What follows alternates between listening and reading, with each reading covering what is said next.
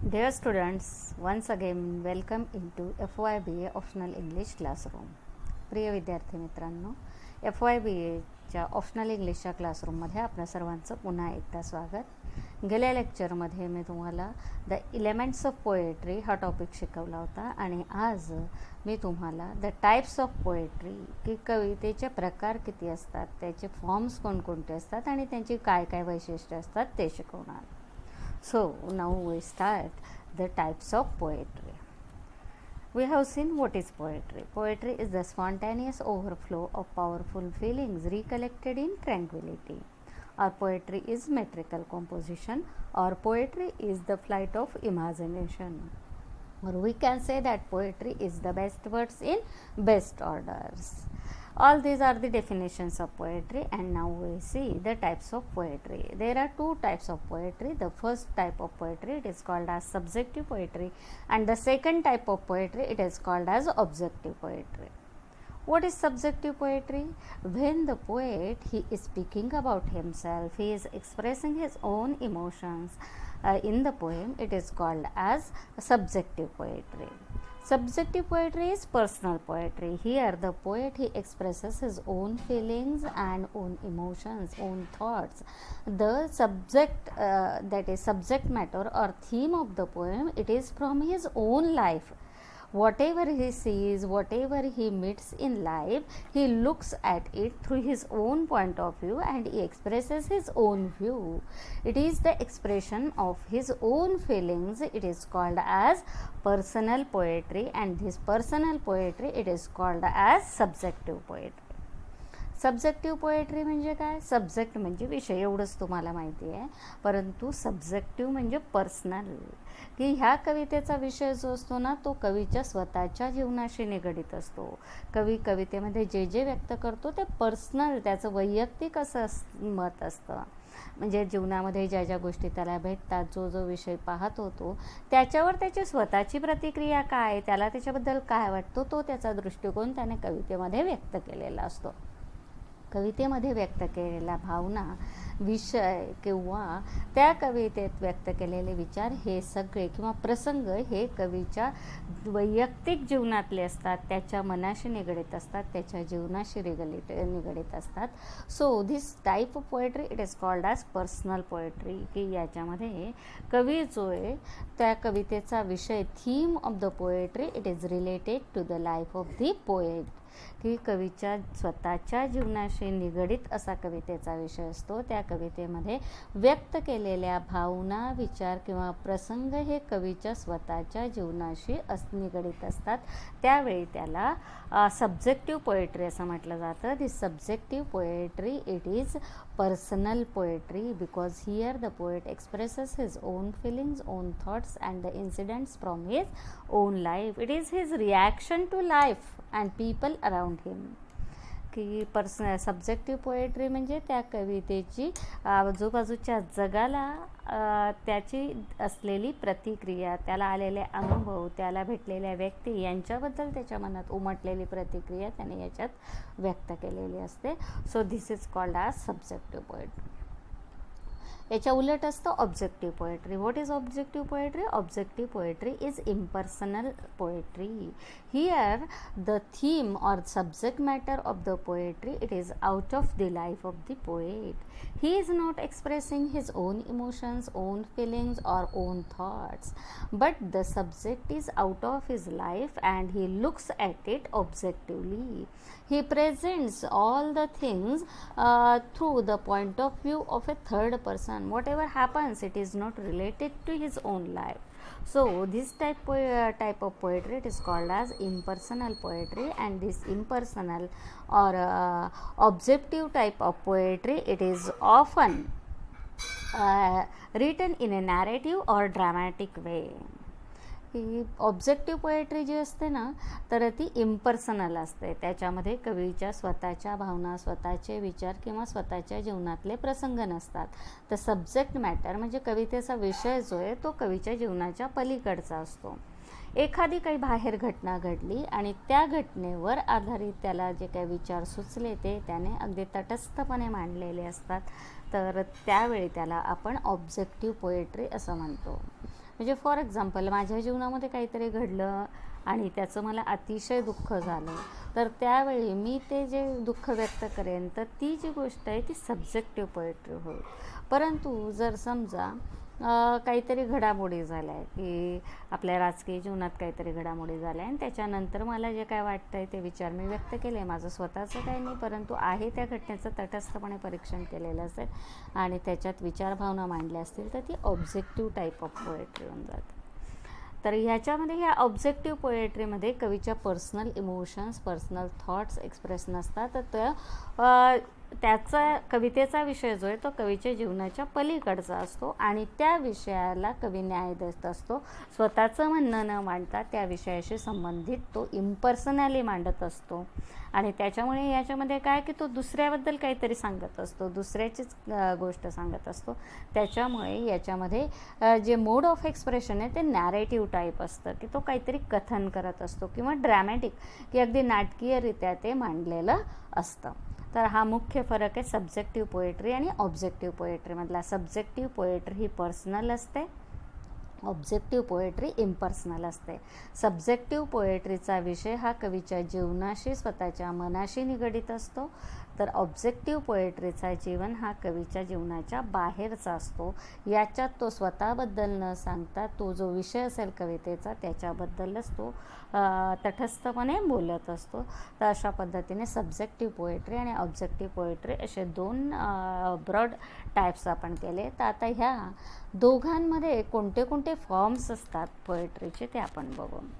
तर कविता जी आहे ती वेगवेगळ्या पद्धतीने लिहिली जाते. त्याच्यामुळे कविता हा एक शब्द असला तरी त्याची रूपं मात्र वेगवेगळी आहेत आणि प्रत्येक रूपाचं, प्रत्येक फॉर्मचं वैशिष्ट्य हे वेगळं असतं. तर आधी आपण आता सब्जेक्टिव्ह पोएट्रीचे सगळे टाईप्स बघू. त्याच्यामध्ये येतं लिरिक, सॉनेट, ओड आणि इलेसे. आणि ऑब्जेक्टिव्ह टाईप ऑफ पोएट्रीमध्ये येतं epic, ballad, satire, idyll etcetera. Now at first we will see lyric. What is lyric? Lyric, it is a short poem. This is a musical poem and it is meant for singing. What is lyric? Lyric is a short musical poem meant for singing. It can be sung with a single voice or it can be sung with a lyre. Or it can be sung with chorus. की lyric जे आहे ते lyric ही एक छोटी कविता असते, short poem असते आणि ती म्युझिकल संगीतमय कविता असते आणि ती गाण्यासाठी लिहिलेली असते. म्हणजे थोडक्यात लिरिक म्हणजे एक गाणं असतं आणि हे शॉर्ट गाणं असतं, छोटं गाणं असतं. आता बघा तुम्ही शॉर्ट म्हटल्यानंतर there is no limit on the length of the poem, की शॉर्ट म्हटल्यानंतर ती 4 ओळीची पण असू शकते, 40 ओळींची पण असू शकते किंवा 400 ओळींची पण असू शकते. नाहीतर तुम्ही म्हणाल की मॅडम 400 ओळींची कविता आहे तुम्ही त्याला शॉर्ट कसं काय म्हणता? It is because another type of poetry, that is epic, it is so long that we can say that this is short poem. की इपिक म्हणजे महाकाव्यासारखा जो प्रकार असतो ना तो एवढा लांब असतो की त्याचे बुक्स असतात, त्याचे खंड असतात की 10 ते 12 बुक्समध्ये ते लिहिलं जाऊ शकतं.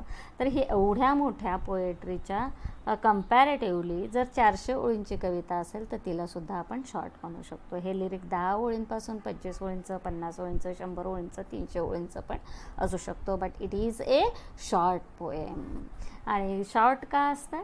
Because this lyric it expresses a single thought, single emotion or single incident. की ती शॉर्ट असते कारण त्याच्यामध्ये एखादीच भावना व्यक्त केलेली असते, एखादाच विचार मांडलेला असतो किंवा एखाद्याच प्रसंगाचं वर्णन केलेलं असतं. Singleness, shortness or brevity it is the important feature of lyric. बरं, आता हे लिरिक त्याचा ओरिजिन कुठला आहे? It is originally Greek. की लिरिक हा जो टाईप बघितला तर हा मुळात ग्रीकमधून आलेला आहे. ग्रीक आहे त्याचं ओरिजिन, ग्रीस देशातनं तो आलेला आहे. आणि याला लिरिक हे नाव का पडलं? तर सुरुवातीच्या काळामध्ये जेव्हा हे गाणं गायलं जायचं, लिरिक गायलं जायचं, तर त्याच्यासोबत लायर नावाचं जे तंतुवाद्य आहे, जसं आपल्याकडे वीणा असतं, तर ते वीणा किंवा गिटार वगैरे, वीणा किंवा गिटारसारखे जे तंतुवाद्य आहे ना किंवा तुणतुणं आपण म्हणतो, तर तसंच एक लायर नावाचं तंतुवाद्य असायचं आणि ज्यावेळी हे लिरिक गायलं जायचं तर त्यावेळी त्याला त्या लायरची साथ असायची. मग ज्या लायरच्या साथीने गायलं जातं त्याला नाव पडलं lyric. The song which is sung with the accompaniment of the lyre it is called as lyric. पण कालांतराने काय झालं, काळाच्या ओघामध्ये ही लायरची साथ मागे पडली आणि लायरसोबत जरी गायलं गेलं नाही तरी त्याचं लिरिक हे नाव मात्र मेंटेन राहिलं. त्याला लिरिकच म्हटलं जातं. So now we can say what is lyric. Lyric is a short poem, musical poem which can be sung, की जी गायली जाऊ शकते तिला आपण लिरिक असं म्हणतो. आणि ती जे it can be sung with a single voice और it can be sung with chorus, की ते आपण एकट्याने गाऊ शकतो किंवा कोरस सहित ग्रुपने सुद्धा ते पोएम गायली जाऊ शकते. So what is the basic thing about lyric, that it must be short, then it must be sung, की ती गायली जायला हवी. जे गाता येईल ना त्यालाच आपण लिरिक म्हणू शकतो. बघा काही कविता गाता येतात, काही कविता गाता येत नाही, त्या नुसत्याच वाचता येतात. ज्या वाचता येतात त्यांना आपण लिरिक म्हणू शकत नाही. थोडक्यात लिरिक म्हणजे काय, लिरिक इज अ सॉन्ग. आणि काय वैशिष्ट्य त्याचं, it is brevity, it's brevity, it is the feature of lyric, की ते खूप शॉर्ट असतं आणि त्याच्यामध्ये सिंगलनेस असतं. सिंगल इन्सिडेंट, सिंगल म्हणजे एखादाच प्रसंग, एखादाच विचार, एखादीच भावना त्याच्यात डॉमिनंटली मांडलेली असते. आणि त्यानंतर ह्या कवितेची लँग्वेज जे it is simple language and it expressions emotions and feelings and lyric it is a subjective poem, की याच्यामध्ये कवी आपल्या स्वतःच्या भावना, स्वतःचे विचार, स्वतःचे इन्सिडंट जे ते मांडत असतो. आणि याचं जे स्ट्रक्चर असतं इट इज व्हेरी कॉम्पॅक्ट, की कमीत कमी शब्दांमध्ये, कमीत कमी ओळींमध्ये कवीला भरपूर काही सांगायचं असतं. त्याच्यात स्ट्रक्चर, त्याची रचना कशी असते, की फर्स्ट पार्ट जो आहे त्याच्यामध्ये कवी आपण कशाबद्दल बोलतोय त्याची थीम जी आहे, त्या कवितेचा विषय जो आहे तो मांडत असतो. He states theme.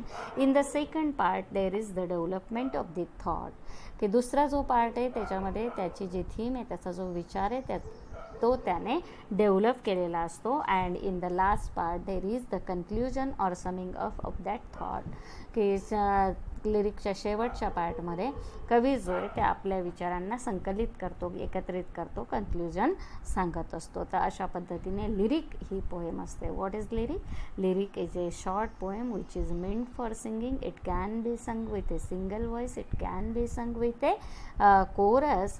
Lyric is a musical poem if there is not music provided with outward company. The poem contains inward music. The words of the poem, they are arranged in such a way that they create music. They create verbal music. की कवितेला जरी बाहेरून संगीताची साथ नसली तरी त्याच्यामध्ये internal music provide असतं. त्याच्या शब्दांची रचनाच अशा पद्धतीने केलेली असते की जेणेकरून त्याच्यातून म्युझिक जे आहे ते निर्माण होत असतं. So it is called as lyric. नाव आणि ह्या लिरिकला मराठीतनं आपण भावगीत असं म्हणत असतो. ज्याच्यात भावना व्यक्त होतात आणि जे आपण गात असतो त्याला म्हणतात भावगीत. आता आपण वळूया दुसऱ्या टाईपकडे. The second type of subjective poetry it is called as sonnet. Sonnet is also a lyric. It is also a short poem, but here there is a limit on the length of the poem. Sonnet is a short poem of 14 lines of iambic pentameter. की sonnet ही जी कविता असते त्याच्यामध्ये फक्त 14 ओळी असतात. बघा याच्यामध्ये म्हणजे 14 ओळींचं lyric असेल तर त्याला आपण सॉनेट म्हणू शकतो. याच्यामध्ये 13.5 ओळी पण नसतात आणि याच्यामध्ये 14.5 ओळी पण नसतात. किती ओळी असतात? फक्त 14 ओळी असतात. There is another type of sonnet which is called as curtailed sonnet. बघा नंतर हा एक प्रकार जो आहे तो अस्तित्वात आला की ज्याला कर्टेल्ड म्हणजे तोडलं गेलेलं, शॉर्ट केलं गेलेलं सॉनेट म्हणतात. ते जे सॉनेट आहे ते 11.5 ओळींचं असतं. मग त्याच्यामध्ये 11 पण नसतात आणि 12 पण नसतात, 11.5 ओळींचं ते असतं. परंतु मुख्यतः सॉनेट म्हटलं की त्या सॉनेटमध्ये किती ओळी असतात? 14 ओळी असतात. आणि 14 ओळींची ही जी कविता असते त्याला आपण सॉनेट असं म्हणतो. तर हा sonnet is Italian in origin, की सॉनेटचा उगम जो आहे तो इटलीत झालेला आहे. इटलीमध्ये डांटे नावाचे एक कवी होऊन गेलेले. He was a great poet and he has invented the form sonnet. की डांटे नावाच्या कवीने हा सॉनेट हा फॉर्म शोधून काढला आणि त्यांनी बरेच सॉनेट लिहिले. परंतु सॉनेट हे त्यांच्या नावाने ओळखलं जाण्याच्या ऐवजी त्यांचा एक शिष्य होता पेट्रार्क नावाचा, आणि ह्या पेट्रार्कने हा सॉनेट हा प्रकार खूप डेव्हलप केला. त्याने खूप प्रकारचे सॉनेट लिहिले, म्हणून त्याच्या नावाने सॉनेटला पेट्रार्कन सॉनेट असं म्हटलं जातं. तो इटलीमध्ये लिहिला गेला म्हणून त्याला इटालियन सॉनेट, आणि पेट्रार्कने डेव्हलप केला म्हणून त्याला दुसरं नाव पेट्रार्कन सॉनेट असं म्हटलं जातं. म्हणजे पेट्रार्कन आणि इटालियन हे दोन्ही टाईप जे ते सारखेच असतात. एक तर त्याला इटालियन सॉनेट म्हणतात किंवा पेट्रार्कन सॉनेट म्हणतात. आता हे एवढं एक्सप्लेन का केलं, कारण सॉनेटचा दुसराही प्रकार आहे की ज्यावेळी हे इटलीमधून इंग्लंडमध्ये आलं ना, तर इंग्लंडमध्ये बऱ्याच कवींनी पेट्रार्कने ज्या पद्धतीने लिहिलं आहे त्याच पद्धतीने सॉनेटची रचना केली. पण इंग्लंडमध्ये एक प्रसिद्ध नाटककार आणि कवी होऊन गेले ज्यांचं नाव आहे विल्यम शेक्सपियर. ह्या विल्यम शेक्सपियरने ह्या सॉनेटच्या रचनेमध्ये थोडा बदल केला. त्याने 14 ओळींचा लिमिट मांडलं, पण त्या 14 ओळींची विभागणी कडव्यांमध्ये जी वेगळ्या पद्धतीने मांडली. ज्या पद्धतीने पेट्रार्क मांडत होता त्या पद्धतीने न करता वेगळ्या पद्धतीने मांडली, आणि सॉनेटचा एक नवीन प्रकार अस्तित्वात आणला. म्हणून शेक्सपियरच्या नावाने ह्या प्रकारच्या सॉनेटला म्हणतात शेक्सपियरियन सॉनेट, किंवा हे इंग्लंडमध्ये आलं म्हणून याला म्हणतात इंग्लिश सॉनेट. तर सॉनेटचे दोन प्रकार आहेत. The first is called Italian or Petrarchan sonnet, and second is called as English or Shakespearean sonnet. तर हे दोन्ही सॉनेट किती ओळींचे असतात? 14 ओळींचे असतात. फक्त मग आता याच्यामध्ये काय फरक आहे तो बघू. तर याच्यातल्या रचनेमध्ये फरक असतात. सगळ्यात आधी आपण बघू पेट्रार्कन सॉनेट. पेट्रार्कन सॉनेट जे ते 14 ओळींचं असतं, but it is divided in 2 stanzas. त्याची विभागणी 2 स्टांझांमध्ये केलेली असते. The first stanza it is of 8 lines, it is called as octave, and the second stanza it is of 6 lines, it is called as sestet. Petrarchan सॉनेटमध्ये 14 ओळी ह्या 2 कडव्यात विभागलेल्या असतात. पहिलं कडवं हे 8 ओळींचं असतं आणि त्याला ऑक्टेव असं म्हटलं जातं. दुसरं कडवं हे 6 ओळींचं असतं, त्याला सेस्टेट असं म्हटलं जातं. पहिल्या 8 ओळींमध्ये कवी आपला जो विषय आहे तो मांडतो. 8व्या ओळीनंतर तिथे एक पॉज असतो, म्हणजे तिथे एक तर स्वल्पविराम असतो किंवा फुल स्टॉप असतो, आणि मग नंतर सेस्टेटमध्ये त्या विषयाला थोडी कलाटणी दिलेली असते आणि राहिलेलं कन्क्ल्युजन जो आहे तो त्या सेस्टेटमध्ये देत असतं.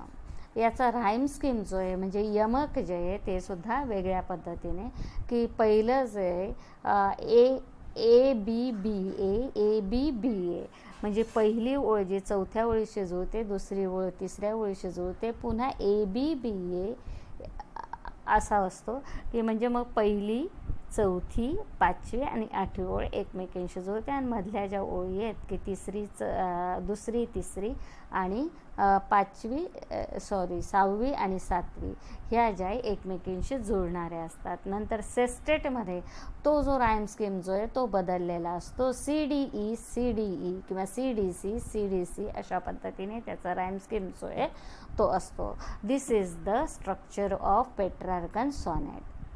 मग आता हा पेट्रार्कन सॉनेटचं कळलं का तुम्हाला, की याच्यामध्ये 8 ओळींचं पहिलं कडवं, 6 ओळींचं दुसरं कडवं, 8 ओळींनंतर तिथे एक पॉज असतो, तिथं फुल स्टॉप असतो किंवा कॉमा असतो.